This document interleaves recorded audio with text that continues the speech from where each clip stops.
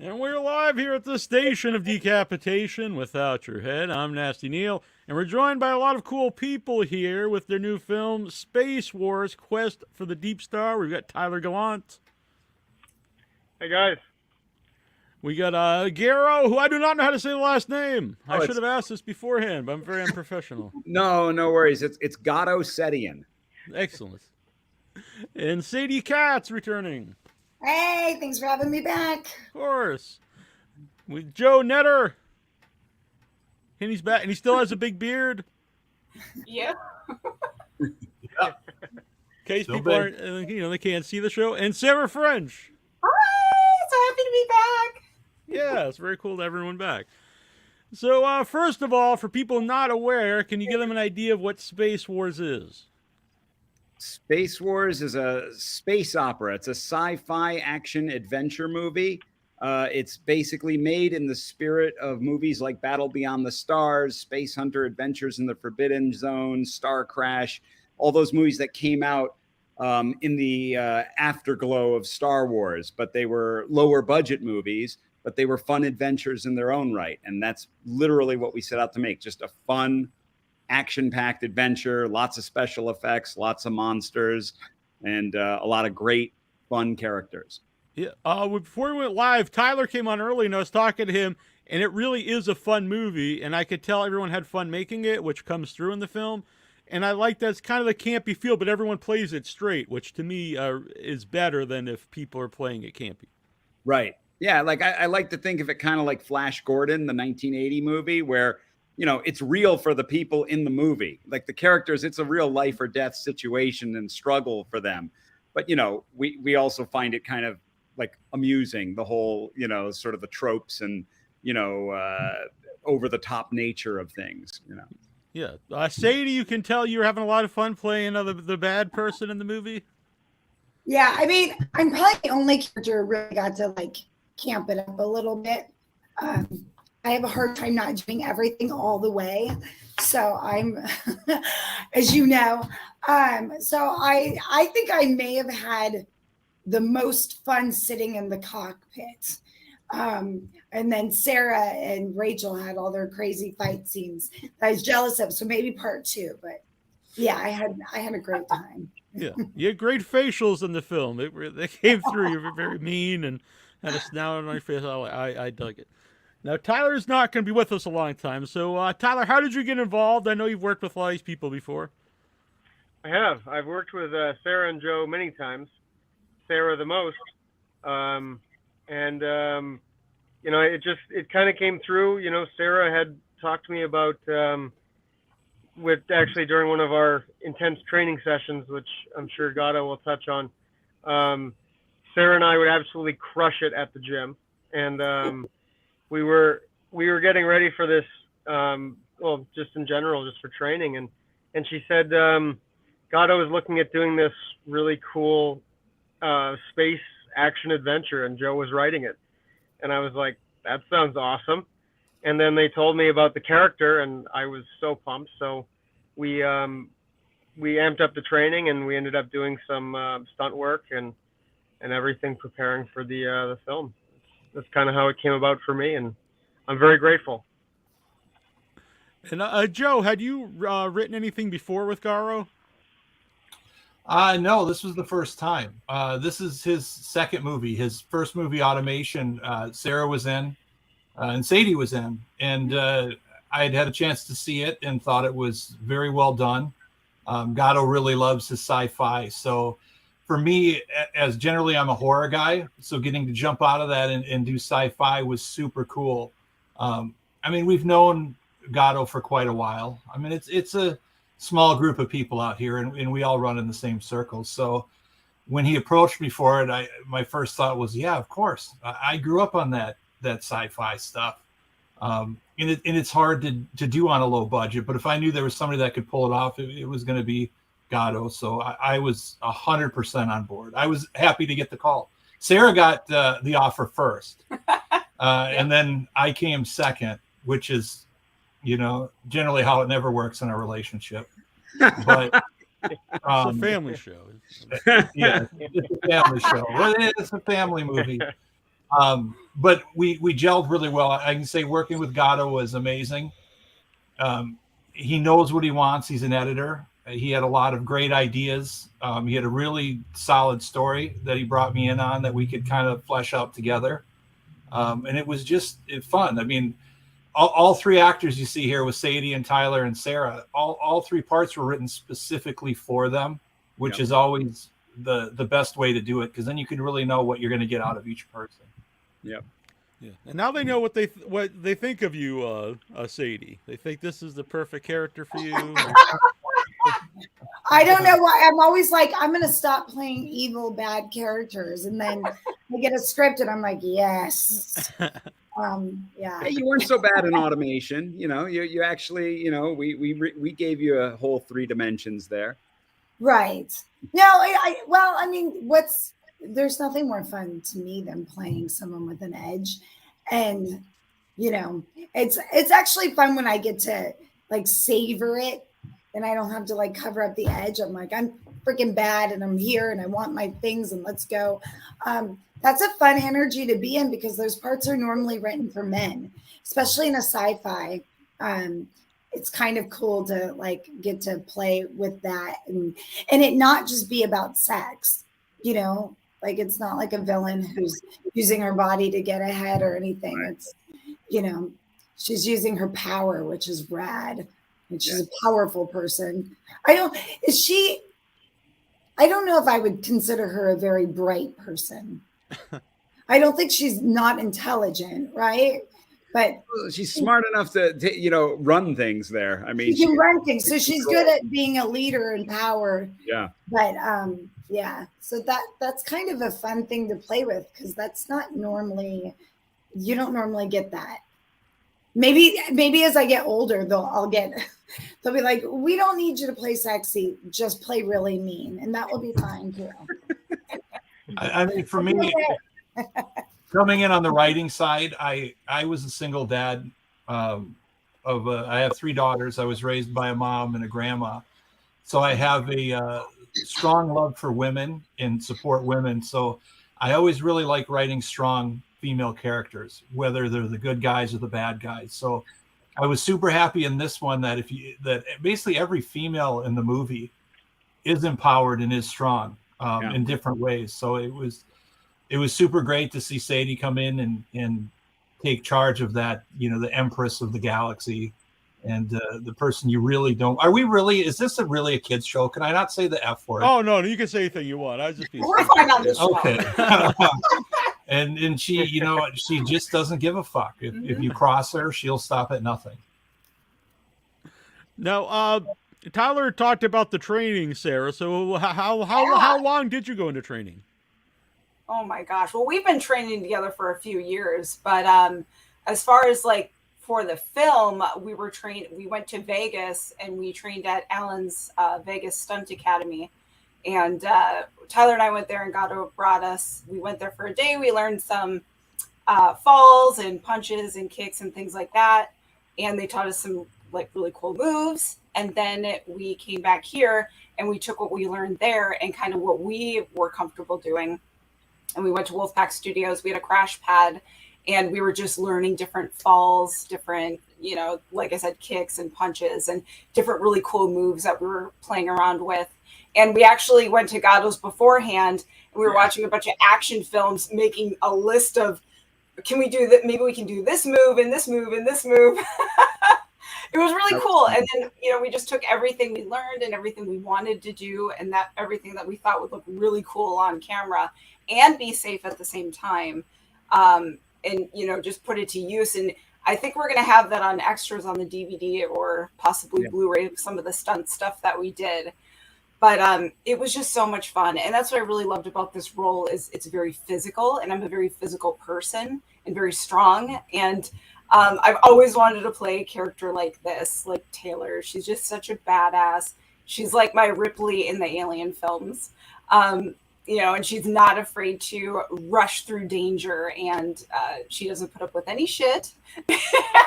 And she's always thinking 10 steps ahead. And you can see that in the film too.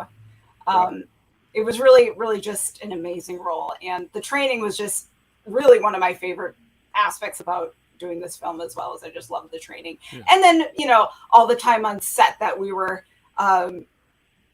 filming these moves and everything was so much fun. I mean, the whole genesis of the project came from Tyler and Sarah's workouts in the past, which I'm sure Otto will love to elaborate on. Yeah. No, it was just funny. I mean, because like, you know, when this all kind of came about during COVID, Anahit and I were trying to, you know, we were just sitting around and we were getting bored and we were like, man, we'd like to do another movie, you know, because we produced Automation together. And Anahit and I really liked working with Sarah, and we saw all these workout videos where she's flipping tires and all this crazy stuff that she was doing with Tyler. And I'm like, man, maybe we could turn her into an action hero, you know, for like one of these sci-fi movies, you know, that we wanted to do. And actually, I think I sent you originally, and you too, Sadie, I sent you guys that other sci-fi script I was working on. Yes, you did. Squadron. And you guys responded very well to that. And, you know, while ultimately that film was a little too ambitious and big for what we had to work with, Jeff Miller really wanted to do a sci-fi movie, and it just all worked out. I mean, it was like, hey, you know, and when I went to Sarah about her, you know, being in this movie, I was also thinking about Joe as a writer already, because we knew he wrote and he did a great job on Blind and Pretty Boy, and you know, we just wanted to have a good, smooth working relationship and make something that, you know, would be awesome. And that's what we got. We were very, very blessed in this whole pairing of people. You got an admirer here in the chat room for Tyler, throwing you a kiss. I'm not sure who that was, but Tyler, while we still have you, can you talk about the training? And also, before we let you go, because I know you've got something to teach here coming up, about the premiere. Was that this week or last week? I think it was last week. Yeah, we screened in Beverly Hills, and we screened in Santa Ana, and there were screenings, I think, already in Palm Springs, and and then we've got some other ones coming up. But yeah, we went to the Santa Ana and the Beverly Hills screening, and they were great. I mean, if you guys can check this out on a big screen, I definitely recommend it. It's really cool on the big screen. So yeah, once again, if you guys have the opportunity and it's close by, definitely go check it out on the big screen. Yeah, we're going to be in Las Vegas this weekend. No, it's very visual, so I think it'd be really fun on the big screen. Also, I think it'd be really fun with a lot of people, with the audience. I think there'd be, you know, people interact with, you know, horror movies, comedy, sci-fi. I think that those are fun to watch with people. Absolutely. You don't want to just sit around and crying with everybody watching Schindler's List or something, but you know. Jed Rowan's asking where Manx is, but he's free to join. I will send him a link. Let's have Manx come in. More Manx. You gotta ask him about Manx's boots. Yeah. Well, I don't think you need to ask him. He's gonna bring it up. But yeah, your last question about the training, and then I'll hop off. The training was awesome, and we did some throws, we did takedowns, we did striking, punches and kicks, and we did that at the Stunt Academy. We also did that at Wolfpack Studios, and there was a lot of moves and stuff that we had done that we weren't able to do because of the conditions where we filmed, because it was so rocky and whatever. But there were some really cool stunts we didn't get a chance to do, which hopefully we'll get to do on something in the future. But it was just awesome. Like, we did a lot of strength training, agility training. It was really a lot of strength and athletic stuff that we did getting ready for this. And Sarah's a heck of an athlete, so going through all that training, I knew she was going to be a badass superhero kind of character in this. So very cool. Of course. Yeah, it was just a great experience. And Joe wrote me a hell of a character. It was growing up off of, I always loved Escape from New York. And I definitely, that was an inspiration for me personally. It was kind of a Snake Plissken kind of vibe to it. And Even though Jed got he got the patch, but Yeah, you Yeah. know, it's funny now that you mentioned that. I remember we were toying with the idea of giving him like some kind of visor or eye patch. that's right. But then we were like, wait a minute, with all these fight scenes, we don't want to blur his vision. You know what I mean? No, And- he needs to be able to see pretty well for that. yeah. Especially the end. I don't want to give anything away, but we were shooting for 6 hours in the desert, in the sun, in the heat, on this crazy gravel, and we handled it like champs. Yep. absolutely. all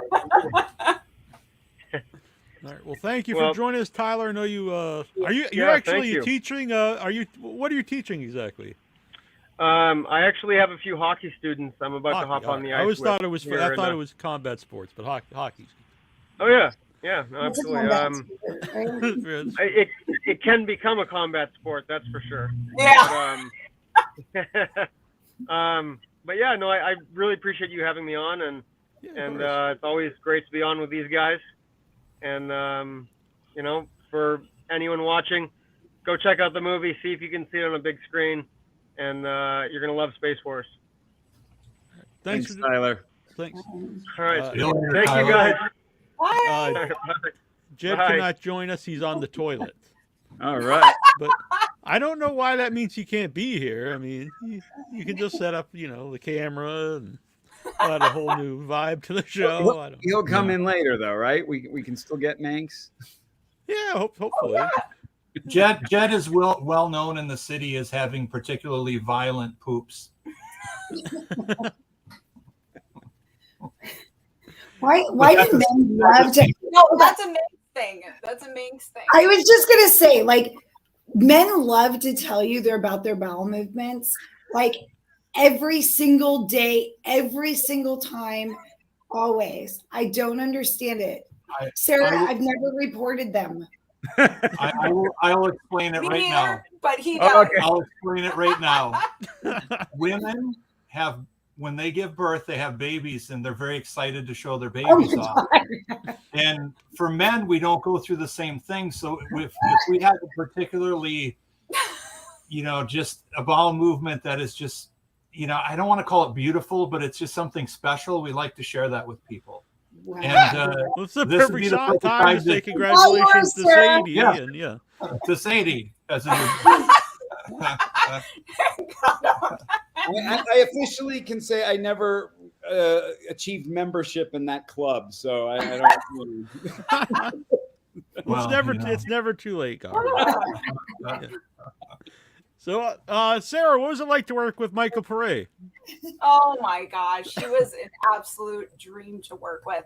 We worked with each other on 2 other films in the past, but we never really worked this close together. And it all kind of just happened naturally.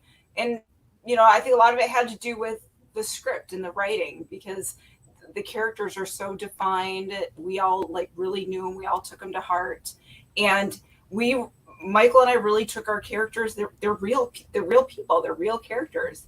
And even when we weren't filming, I was calling him Dad, because I wanted to keep that realness about our relationship. And I mean, he's just such a professional, and it was such a pleasure to work with him. And he was just amazing.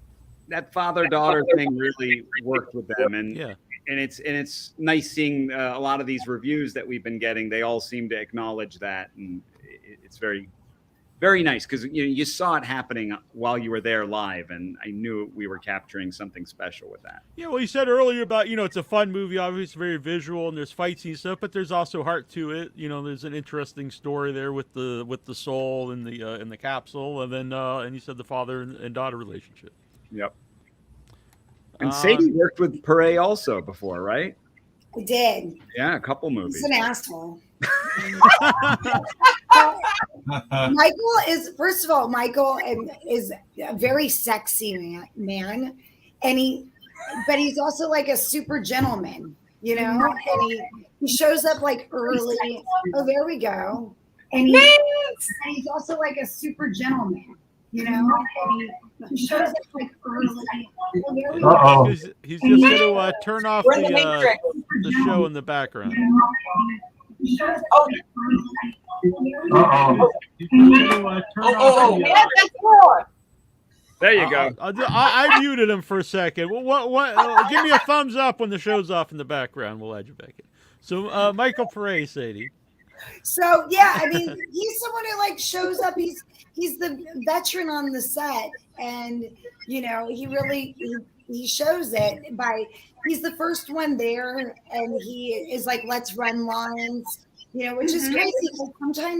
Sometimes some of these actors that have been around a long time will show up and they're not as enthusiastic. Maybe they're a little burnt out or they work too much.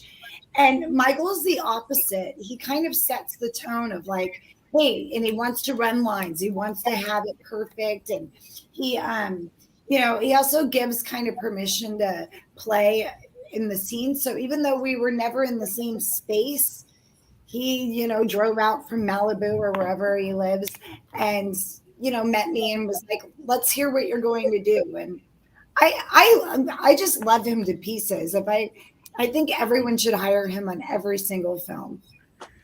Yeah, I think I'll second that. One of the coolest things I saw him do on set is actually when he was picture wrapped, we were shooting the in the box scene from the opening of the movie. And there's another gentleman in one box, I believe Lamont, right?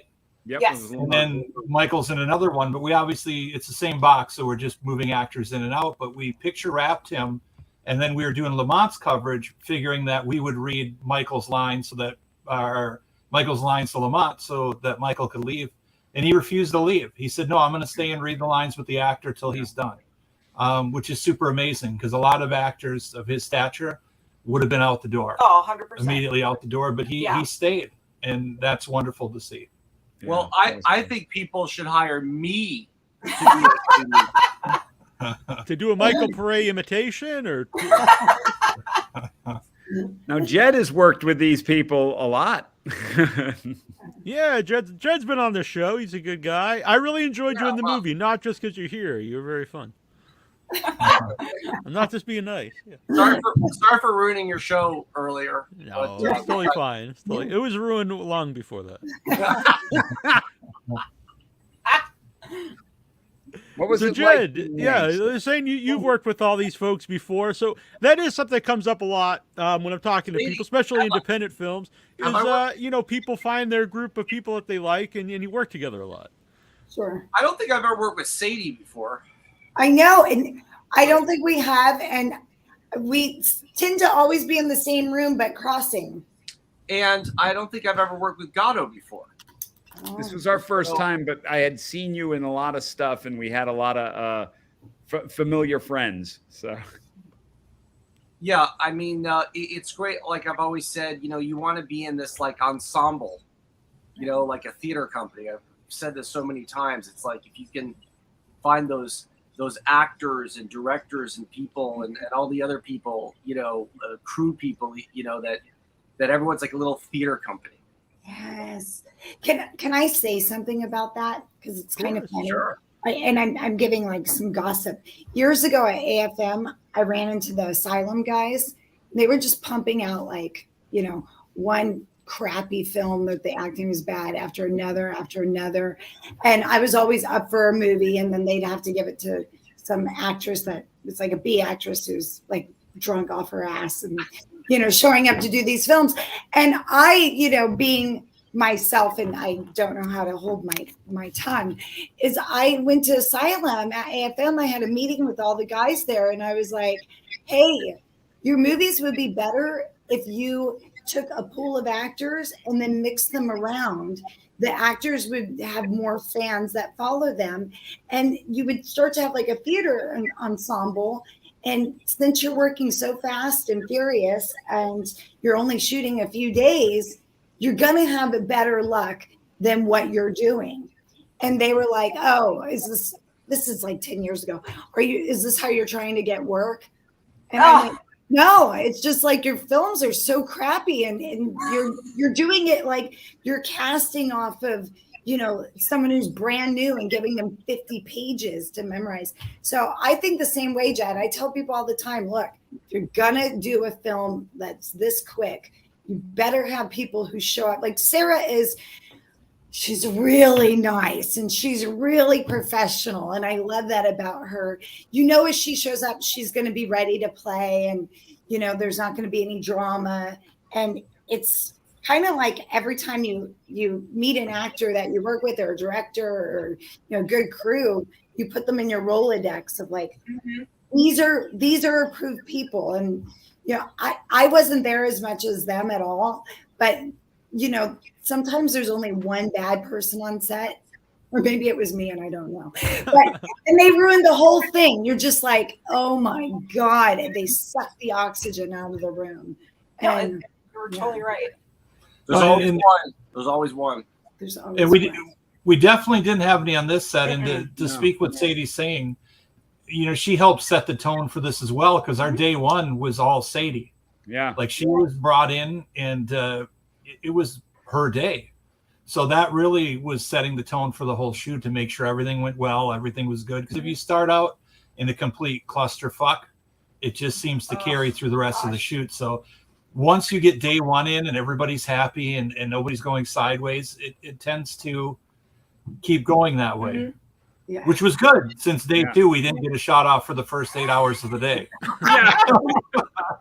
But nobody freaked out. Everybody was happy. Did. And I think what really helped is it was a very family-orientated feeling throughout the whole shoot, because we've all worked together before in one way or another, and everyone was just excited.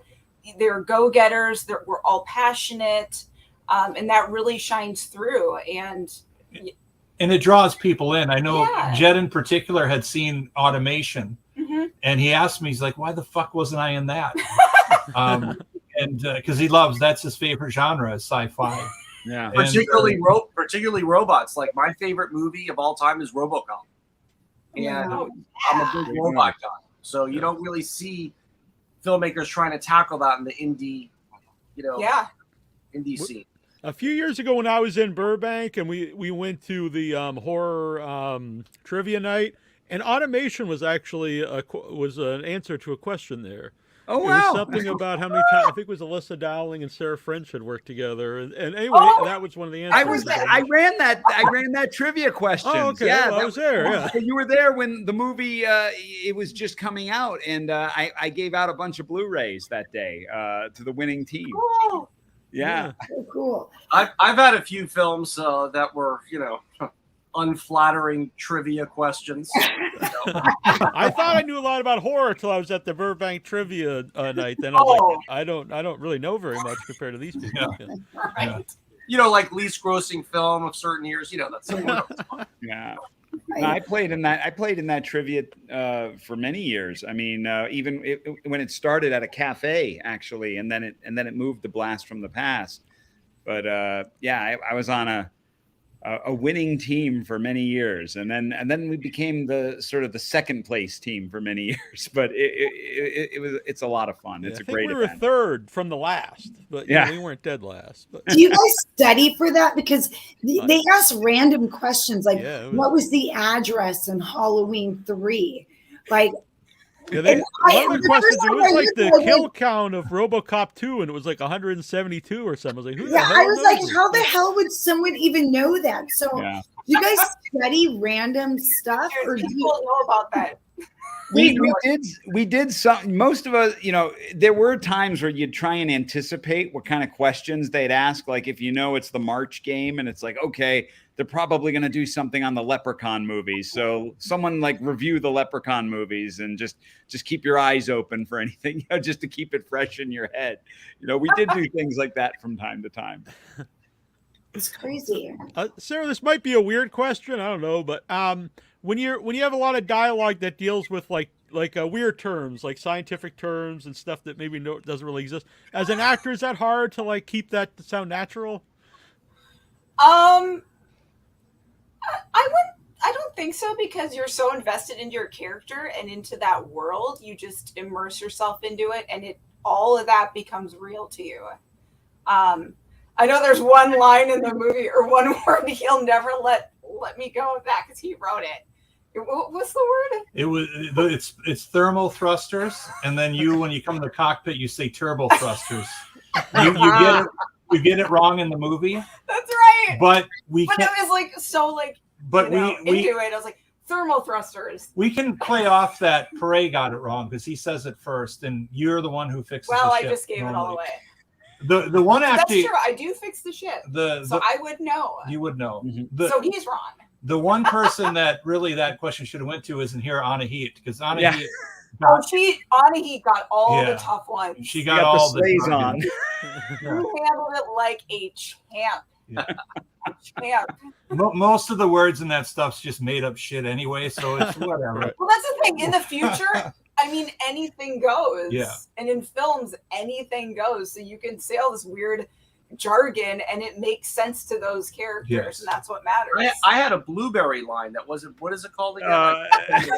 Blueberry and cheese. It's on the deleted scenes of the DVD. I think that's why it got deleted. I kept saying the wrong word. I thought it was blueberry and some other word. yeah, It was blueberryan. blueberry and cheese. I like that. That's the term. I was talking about blueberry these and terms no one cheese. knows, and you're like, I had a problem with blueberry. One of my favorite things in these kind of movies is when people talk about places or events that, I mean, they're epic or there's something else that are more expansive to the world. But, we're not going to see them. It's real to the characters talking about it. Yeah. So when Tyler's talking about, growing up on Jariba, which Sarah says, the moon of criminal scum. Yeah. or Rachel's character, Nina, living on a slave planet, all of that. She was rescued from Slaver's Bay. It's like there's this whole history to this universe. And I really like that kind of stuff because it just adds to the reality of the world you're building. It's all part of the world building. Well, and each character could easily have their own side story with this film. Yeah. Because the characters are so fleshed out.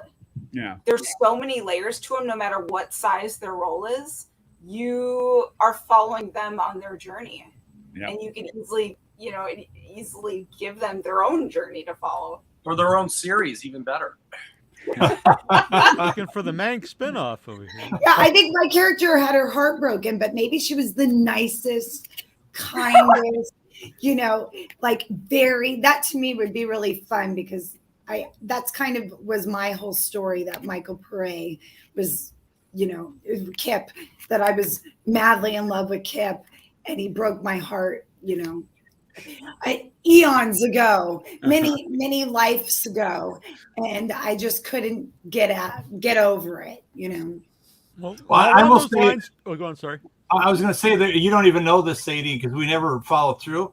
But there was a moment in the scripting phase where we were toying with the fact that Dykstra was actually the father of your child in the movie. Oh, That comes from an old relationship. We went away from that and didn't do that. That was one of our side journeys we went on before we came back and said we're getting too convoluted. Yeah, you guys with the script process really went through a lot. Yeah, sometimes you go down a lot of paths only to return to where you started. But when you return to where you started, you have a lot of knowledge of now where you're going. And there's beauty in that. There's so many characters. Like that was kind of fun for me at the premiere is I didn't really know anything outside of my character other than the script. I had read the script but I also couldn't, that is kind of the really cool thing is you show up and you're like, okay, these props look kind of cool. Like it kind of looks like a spaceship. And, they really did build a really cool set. And there was little details that was really fun. But when I saw the movie, I was like, oh my God, I read it in the script, but you never know. I'll say with Garo, and I know Sarah went through this too, with automation, it was like, because we hadn't worked with them before, we're just like running from this guy in a robot suit, Jeff, in a robot suit. And I'm like, is this gonna work? Is this like it's 3 a.m. I'm freezing cold and I'm running from a 5'5" guy in a foam robot suit. Like I made some career choices here that I don't know. But once he did that and I got to go through that whole process and then see the finished movie, I was like, dude, okay, I'm on board. But I had no idea that they I was in shock the whole time, going like, how did they even do this? It was awesome. Yeah, Did you I like mean, your theme music? Oh, sorry. oh, sorry. I was just gonna say, like Sadie said, I mean, it takes a village to bring any film to life, and especially one this ambitious, this beautiful sci-fi, fun fantasy film. And you know, it just takes there's so many moving parts involved. So I mean, everyone really brought their A game, and really, like I said, we're passionate and really wanted to see this Garo's vision come to life. Yeah. And go on, sorry. I was going to say, and what she jumped in was Garo bringing up the score, which I think we should. Yes. Garo should elaborate on the score of the movie because it's phenomenal. Well, that was Joel Christian Goffin, who also did the music on Automation, and that was a long process. I mean, right at the when we first decided to undertake a space movie, before we even had a script, Joel whipped up a piece of music for me because I told him I wanted something that's like Elmer Bernstein meets James Horner meets John Williams. Like we were going to do a big orchestral thing. He's like, oh, okay. Because he only had 4 weeks to do the Automation score. This one, he had like a year and a half, or it's almost a 2-year journey, like from beginning to end. And he sent me a piece of music like within hours, and I fell in love with it right away. And it's basically the music you hear when you're flying through space at the beginning of the movie, and that became sort of the theme, the Space Hunters theme, the sort of Sarah's march in the movie. And I mean, it was an incredible score, and he created themes for every character. So Sadie's character has her own theme. Jed has this special warrior march, for his character, for his Planet of Warriors or whatever, Dykstra has a theme, Kip has a theme. And I think that combined with these wonderful actors and the costumes that were done by Joanna Heckman, we really worked on all those things. It really makes everyone distinctive and interesting, and people you can actually watch. Because sometimes when you watch some of these low budget movies, the people kind of just sort of blend into the background, and we really wanted to keep everything very distinctive, Well, I do think, like you said earlier, a science fiction movie with a lot of characters, like said, and all this, that's hard to pull off on a low budget. And usually, honestly, they're not particularly good, but I really had a fun time watching Space Force. And again, not just you guys are here. It was a fun movie, and you could tell everyone was having a good time, and everything looked really cool. That was a lot of the production design. We had Anthony Pierce doing our production design, and Ted Smith, Evil Ted Smith. He has his own website where he builds patterns and things for cosplayers and stuff. He's an incredible foam fabricator, and he's worked on all sorts of movies. And he actually built the robot in Automation. And he also, on this movie, he built like the space guns, the chairs, the light panels. I was going to ask, like, if they were for something else or they were built specifically for the movie. So. They were built for the movie. Yeah. And the helmet that like Sarah and Anahit wear in the movie, and he supplied the helmet that Sadie and the other fighter pilots wore. So it was a combination of a lot of things. When you have like you said about the costumes, distinctive. It doesn't get more distinctive than a scorpion on your head. Yes, a scorpion's like skeleton. I want to know the backstory to that. I got to find more out about that one. I'll ask Joanna. I loved your character, Jed, by the way. I did. thought that was fun, badass, and like you needed you. Yeah. It was great. Well, yeah, it wouldn't be the same if it was someone else playing the role. No way. Thanks a lot. I appreciate. I love your character too, Sadie. You're awesome, award winner, and everyone was really. I've seen the movie several times at the, not only at the Frida, I've seen it 3 times at the Beverly Hills, and every time I see it, you just get more out of the characters, more out of the wardrobe, more out of how it's shot, the sets. I mean, it's a movie you could just kind of keep watching and get more out of every time. And it's funny you say that. I mean, that is one of those goals also. It's like, because if you're going to sit down and like watch a fantasy movie or something, if it's like as amazing and awesome as something like The Lord of the Rings is, that's a long time to sit down and watch a movie, And again, our influences were like Battle Beyond the Stars, Space Hunter. These are self-contained, one-off, simple, straightforward adventure movies. And personally, I find those kind of movies very easy to watch over and over again, you know, because they're simple. The Sinbad movies, the Ray Harryhausen films, you know, it's like, okay, I'm going to go on a voyage with Sinbad, you know, and in 90 minutes or 100 minutes, it's over. It's not like I got to get too deep into a, you know, huge book of mythology, you know? Yeah, lately it's like a trend where every movie has to be 2.5 hours or 3 hours long, which not every movie needs to be. No. This is like fun and adventure, you know? Yeah. And Joe, what I realized too, like the script just really, I'm getting more out of, you know, the script every time. The script, it's really a great story, you know, with the soul extraction. It's very smart.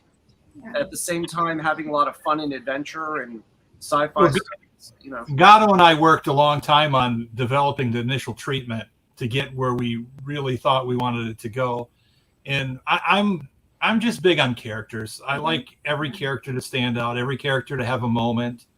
I'm what I was really happy with Automation is Automation's a movie that has heart. And I like heart. I think every movie should have heart, even if it's a broken heart. And this one allowed me to have a movie that didn't have a heart that was broken, that didn't have to have an end where you're just crushed and you're like, now my day's ruined. This one made you happy, and the collaboration went really well on this one. I mean, I trusted a lot in Garo. I said over and over again in writing it, you know, like I wouldn't do this for anybody else because I'm just trusting that all these CGI things that you're going to pull this off, because this just seems fucking impossible. And I'm trusting you're going to bring it all together, because this is the thing that scares me. But he said, I got it. I'm going to make sure it's good. And he did. He lived up to it. So it was very ambitious. This film was really ambitious film. Yeah.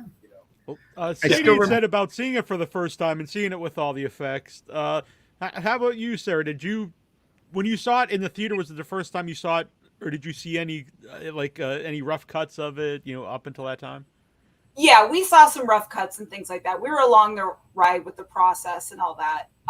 But, you know, when you're on set working on a green screen, it's completely different from doing that and then seeing the final finished product.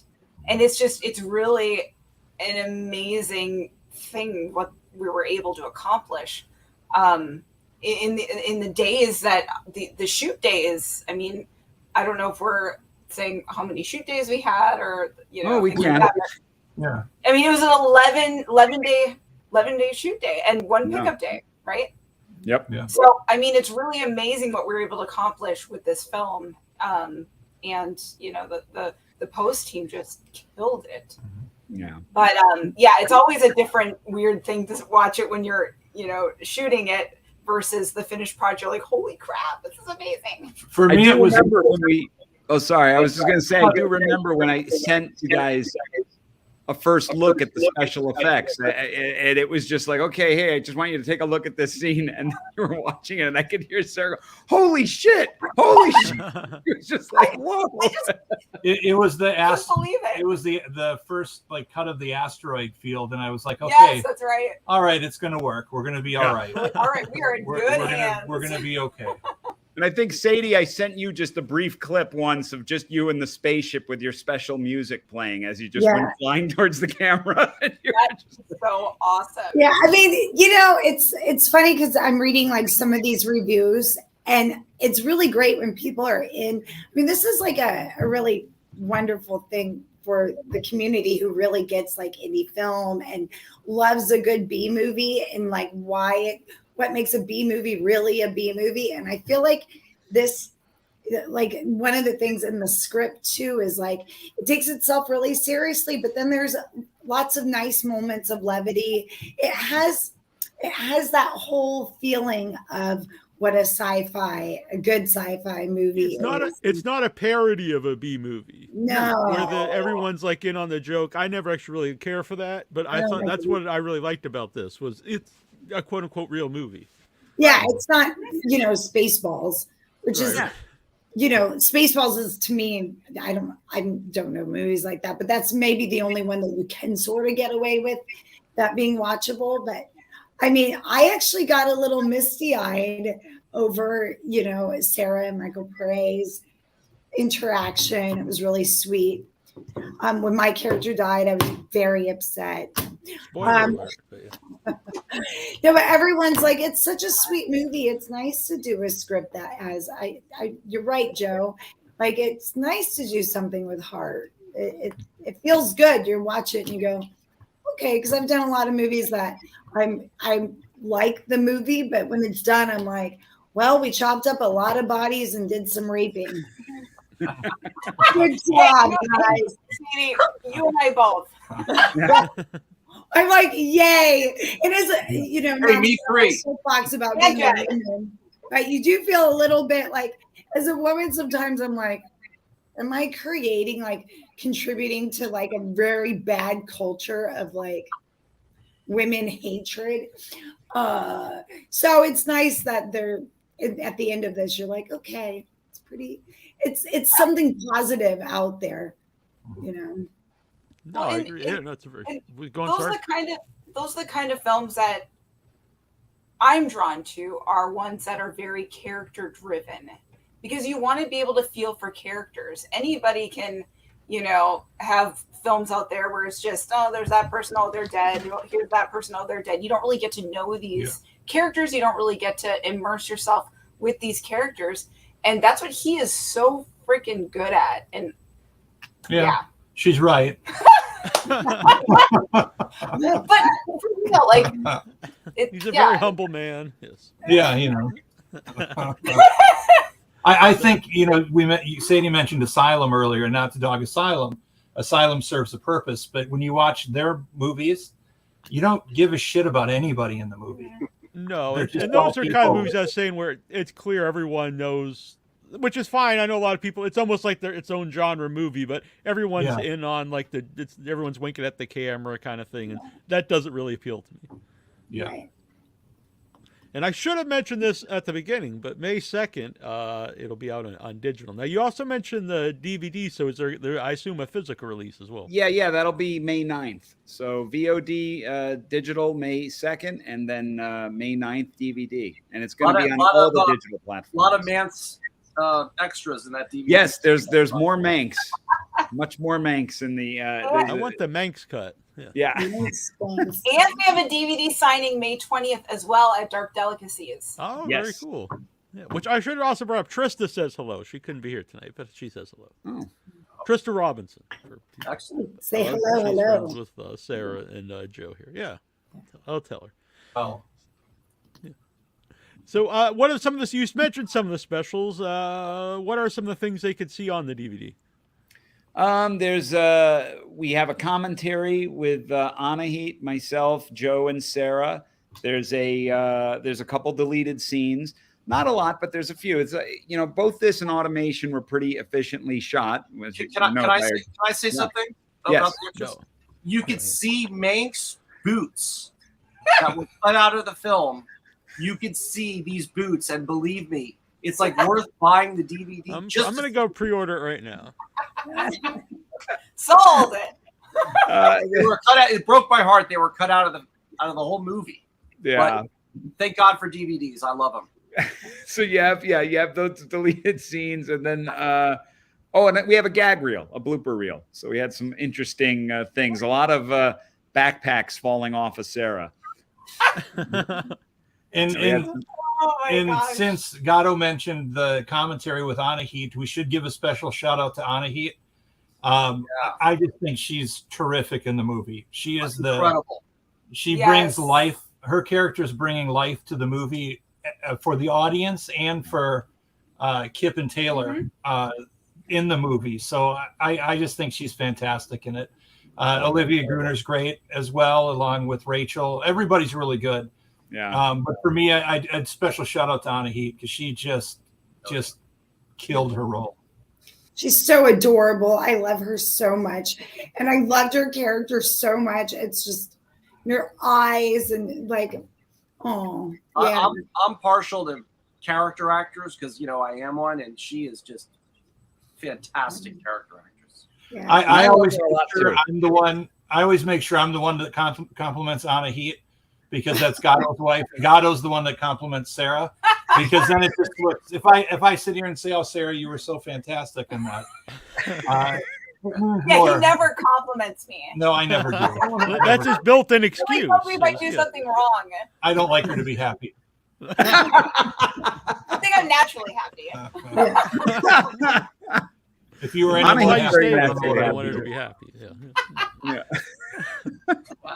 So this might be too early to ask, but would you like to revisit this universe? Would there be sequels? We definitely want to. We've already been talking about it. I mean, so if we're blessed enough and this film is success, we have a battle plan to do more. Yeah, that's up to the audience, though. You rent it, buy it. It's in Walmart. Sell Walmart out, and rent it. Rent it 6 times, and then buy it. Yeah. And give it. This is such a big deal. And Garo, I got your email. Sorry, is everyone like reviews really do? Just like subscribing to the podcast, like the reviews make a huge difference because it changes where the movie is in the scroll. So if you're like a real fan, giving it a review on what is it? Oh, the IMDb or Amazon. Yeah. Particularly good reviews. Good.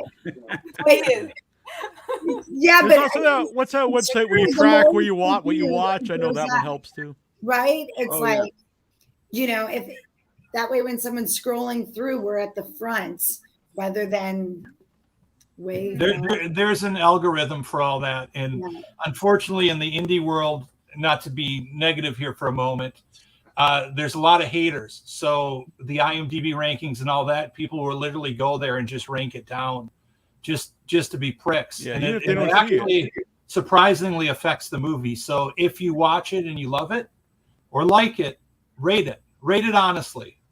Yeah. Unless you don't like it, and then just leave your parents' basement and get some sun and the movie. Try to look at some joy in life.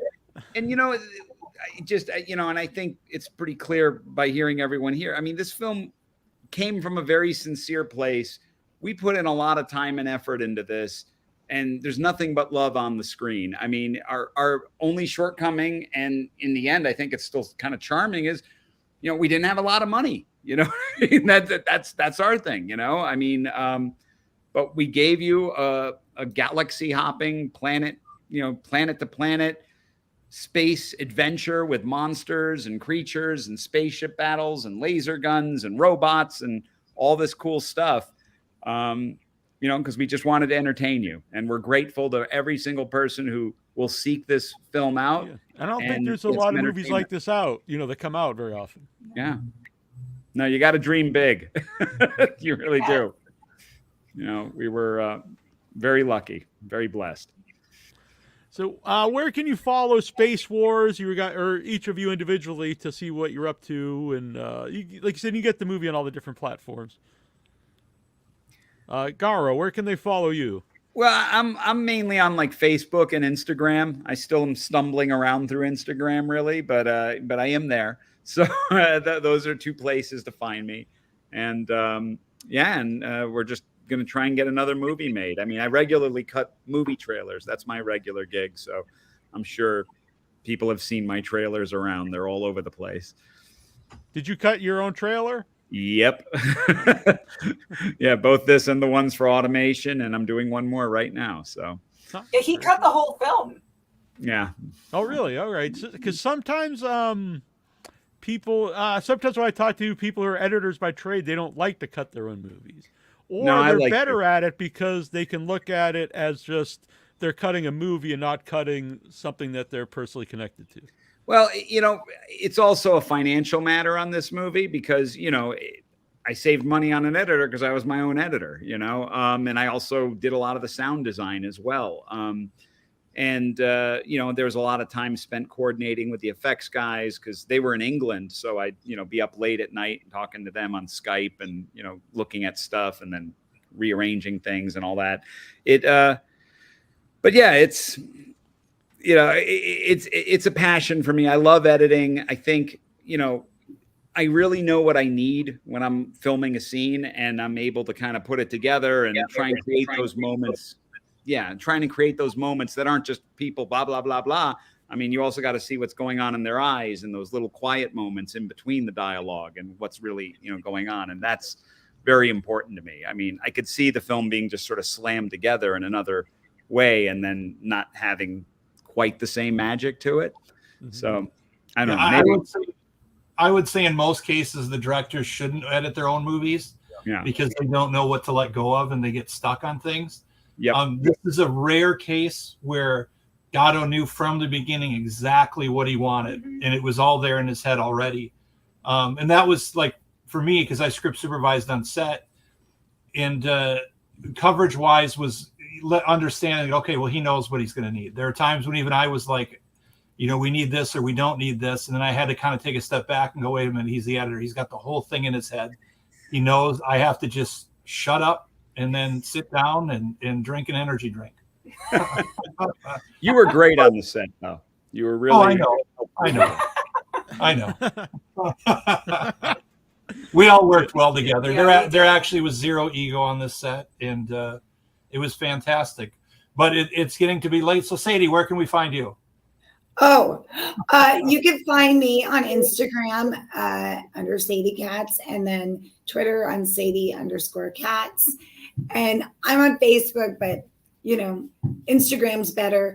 Garo, you need bikini selfies on Instagram. That'll go. I'm gonna get right on that myself. It's through the roof. And Jed, we know we can find you in the bathroom, so that's where Jed is. Apparently, he's in the bathroom. Well, actor Jed Rowen is my main propaganda site. Shows me winning all the time in life and living a perfect Hollywood life, so that you can get all the good propaganda with the Instagram. Well, sounds good. And Sarah. You can find me on Instagram at Sarah French Online. I'm also on Facebook and Twitter at Scarlet_Salem. And I'm always interacting with my fans, and I love to hear from you guys. So feel free, come on over and let's have some fun. I'm a Facebook, Instagram guy. I don't do a lot of it, so I don't even know what my handles are. So if you're trying to find me, just go to Sarah. Gotcha. Just go to Sarah. And then you won't even need to come to me anymore. You'll be stuck there and I'll keep you entertained. Fair enough. There's a lot of people on the various platforms I'm streaming this, and lots of comments. I won't go through all of them. I popped up some throughout the show, but here's a nice one. Midnight Geek. Sounds amazing. Can't wait to check this film out. Thank you for introducing the cast and crew to us. Awesome. Thank you Thank guys you so much. And thank you to everyone who is listening. It's great. Yeah. Go see Space Wars. Space Wars. Yeah. I'll just say this last. In our current world of fuck, let's get rid of fuck and add in fun. Let's make it a world of fun for a while. Get the movie, have fun, and then fuck. Yeah. There you go. Yeah. Well, we can't. You should have put that. Should have been the tagline on the poster. Yeah. Well, it's going to be on my tombstone. All right, fair enough. Provided they find the body after Duly Sarah noted. kills me. Which maybe comes sooner than later. I don't know. Yeah. All right. Well, this was very fun to catch up with everybody and to meet Garo for the first time, and hopefully I'll see everyone again. Thank you so much. Absolutely. Thanks a lot. Great seeing you again. Bye, Neal. Yeah. Bye. Thanks everyone for watching, listening, however you enjoyed the program, and I'm going to play us out with the music of the month by Strange Nocturnal, and then I will see everyone next week. As soon as I find it. Here it goes.